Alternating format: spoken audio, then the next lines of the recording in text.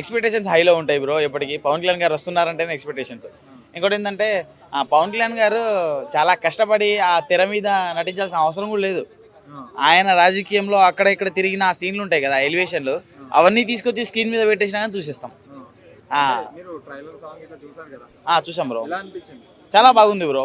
దేక్ లేంగే సాలా సాంగ్ కానీ, లేకుంటే ఆ తర్వాత గ్లిమ్స్ కానీ, అదే గ్లాస్ అంటే గాజు కాదు ఒక సైన్యం అని చెప్పి చాలా బాగుంది. యాక్చువల్గా ఇప్పుడు మీరు చిన్న ఏజ్ అంటున్నారు, చాలా మంది అయితే శ్రీలీల ఐరన్ లెగ్ కదా, శ్రీలీల ఆ తర్వాత అడుగుపెట్టిన సినిమాలన్నీ భూస్థాపితం అయిపోతున్నాయి, శ్రీలీల అడుగు పెడితే సినిమాలన్నీ అట్టడుగుని వెళ్ళిపోతున్నాయి అని చెప్పేసి చాలా చెప్తున్నారు.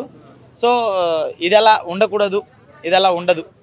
అవుతుంది బ్రో, ఖచ్చితంగా అవుతుంది, అలానేం లేదు. చూసాం కదా గ్లిమ్స్, ఒక ఇక్కడ దెబ్బ పడితే అక్కడ బాంబులు వెళ్తున్నాయి. సో టాక్సిక్ అంత మంచిగా ఉంది కాబట్టి ఖచ్చితంగా.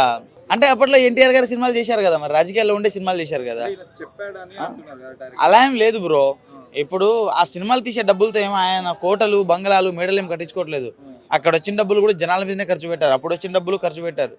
సినిమా అనేది అతనిలో ఉన్న కళ, అది అతని దగ్గర ఉన్న కళ, ఒక ఆర్ట్.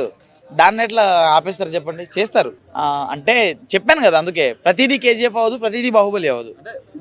మనం ఒకదాంతో ఒకదాన్ని కంపేర్ చేయొద్దు బ్రో. ఫస్ట్ ఆఫ్ ఆల్ ఇప్పుడు కేజీఎఫ్ తీసింది ప్రశాంత్ నీల్,